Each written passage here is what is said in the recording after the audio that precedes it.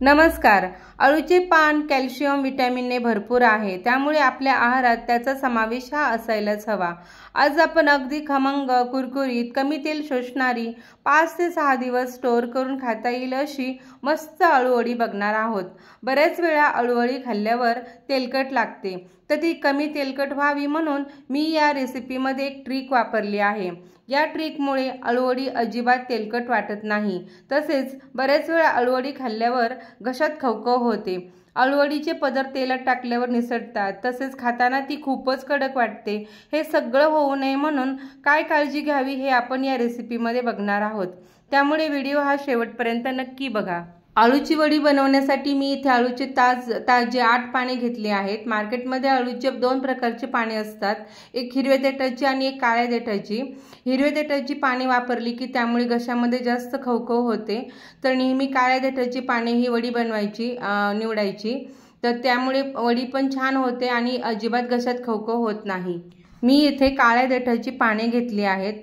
सुरुवातीला त्याचे देठ कट करून घेऊ। आता पानांच्या मागे जाडसर शिरा असतात, त्या जर तशाच ठेवल्या तर पानांचा रोल व्यवस्थित होत नाही आणि रोल करताना पान फाटते, त्यामुळे जाड शिरा आपण चाकूने काढून घेऊ। आणि आता हे पान कोवळे आहेत, त्यामुळे बाकीच्या ज्या शिरा आहेत त्या जास्त जाड नाही आहेत, त्याच्यामुळे आपण लाटण्याचा वापर करून त्या दाबून घेऊ। आणि अशा दाबून घेतल्या की आपल्या पानांचा रोल करताना पान हे फाटणार नाही आणि व्यवस्थित रोल करता येईल। तर आता या सगळ्या पानांची मी असेच जाड शिरा काढून घेतलेल्या आहेत, तर ते आता आपण स्वच्छ पाण्यामध्ये धुवून घेऊया। तर पाने धुण्यासाठी मी एका परातीत पाणी घेतलं आहे, त्यात थोडंसं 1 ते 1.5 चमचा मीठ घालून घेतलं। मिठामुळे मीठ चांगलं मिक्स करूया। मिठामुळे आपल्या पाने हायजीन स्वच्छ धुवून घेऊयात, निर्जंतुकीकरण होईल।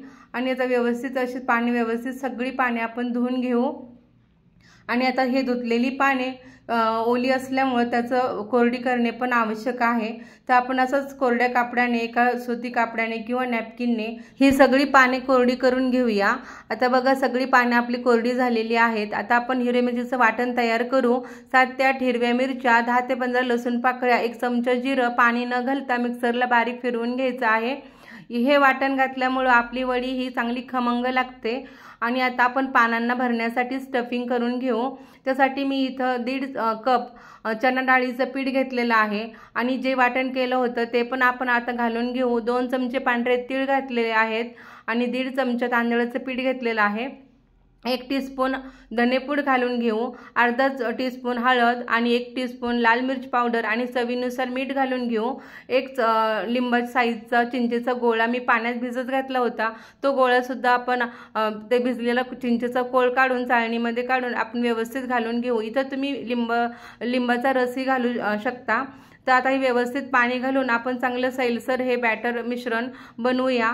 आता व्यवस्थित जेणेकरून आपल्याला हे मिश्रण व्यवस्थित पानांवर पसरवता येईल।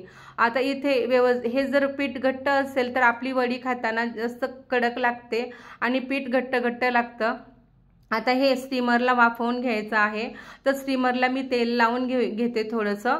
आणि आता व्यवस्थित आपण पानांना आपले हे पीठ केलेलं पीठ लावून घेऊया। एका हाताने वरती पानाला व्यवस्थित पकडून ते पीठ व्यवस्थित पानांवर पसरवायचं आहे, वरून खाली आणायचं आहे आणि खालून वरती परत न्यायचं आहे। व्यवस्थित सगळीकडे पीठ पसरून लावायचं आहे आणि आपलं पीठ हे व्यवस्थित पसरवता येईल इतपत ते सैल असावं। जास्त जर कडक असेल तर व्यवस्थित लावता पण येत नाही आणि मग आपली वडी खाताना पण जास्त कडक लागते। तर व्यवस्थित असं पीठ लावून घ्यायचं आहे आणि दुसरं पान आता तसंच क्रॉसमध्ये ठेवलेलं आहे मी। तर असंच व्यवस्थित क्रॉसमध्ये ठेवून त्या पण पानाला व्यवस्थित पीठ लावून घ्यायचं आहे। आणि व्यवस्थित जास्त पीठ इथं लावायचं नाही आणि कमी पण लावायचं नाही, व्यवस्थित प्रमाणात इथं पीठ लावून घ्यायचं आहे। आणि इथं मी तिसरं पान पण असंच लावून घेते आहे। इथं तुम्ही 4 किंवा 5 पाने किंवा 6 पानेही ठेवू शकता, पण मी इथं 4 पानांचा एक रोल बनवणार आहे। आणि सगळे पानं असं क्रॉसमध्ये ठेवल्यामुळे व्यवस्थित चौकोन तयार होतो। आणि आता व्यवस्थित आपण त्याचा रोल करून घेऊया। इथे मी 4 पानांचाच रोल करत आहे। तर बघा साईडच्या पण कडा व्यवस्थित दुमडल्या आहेत, त्यांना पण बेसन पिठाने व्यवस्थित आपण दाबून थोडंसं लावून घ्यायचं आहे। बेसन पिठामुळे आपला रोल व्यवस्थित चिकटला जातो। आणि व्यवस्थित आता आपण त्याचा रोल करूया।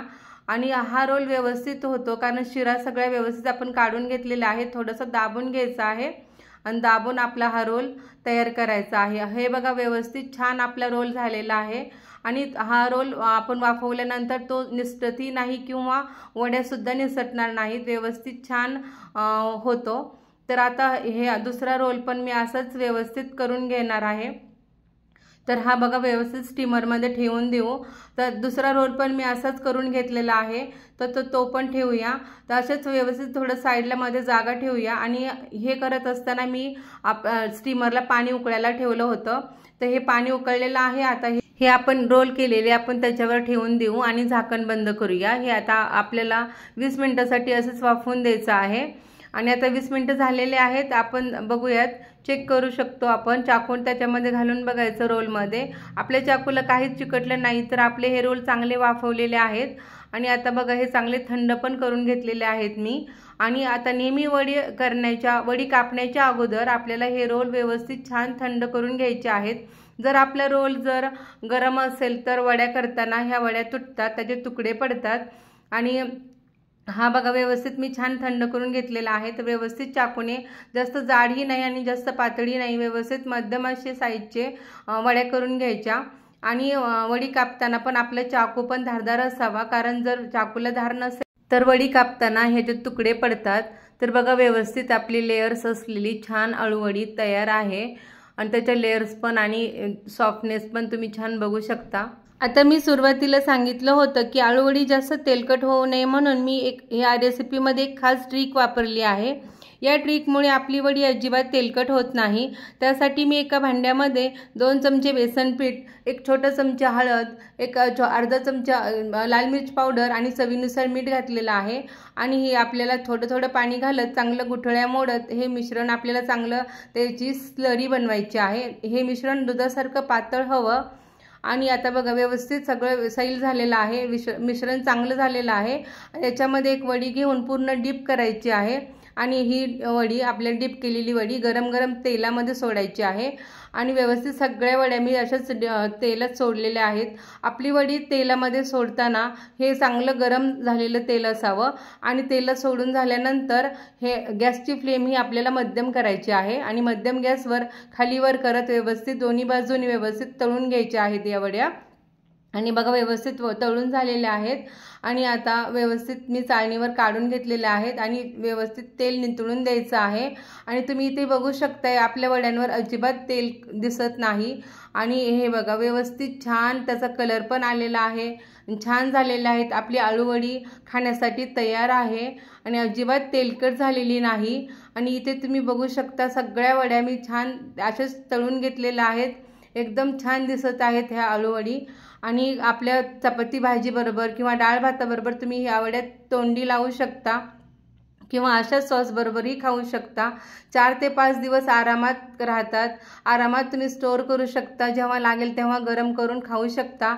आणि ही बघा तुम्ही इथे बघू शकता किती छान झालेली आहे आणि व्यवस्थित अळूवडी तोडली तरीही तुम्हाला हाताला पण जास्त तेल लागणार नाही आणि एकदम खमंग अशी कुरकुरीत अळूवडी तयार आहे। आणि या पद्धतीने आपल्या अळूवडी छान होतात आणि छान अजिबात तेलकट होत नाहीत। आणि तुम्ही या पद्धतीने अळूवडी नक्की करून बघा आणि घरातील सर्वांना खाऊ घाला। एकदम छान आणि अशीच कुरकुरीत खमंग अळूवडी आपली तयार आहे। वडी खाताना घशात खवखव होत नाही आणि छान चवदार लागते। आजची रेसिपी तुम्हाला आवडली असेल तर लाईक करा, शेअर करा आणि चॅनलवर नवीन असाल तर वर्षाच केक्स अँड आर्ट्स या चॅनलला सबस्क्राईब करा। आणि हो, खाली दिलेल्या बेलवरही प्रेस करा की जेणेकरून तुम्हाला माझ्या व्हिडिओच्या नोटिफिकेशन्स वेळोवेळी मिळतील आणि तुम्हाला माझे व्हिडिओ सगळ्यात अगोदर बघायला मिळतील।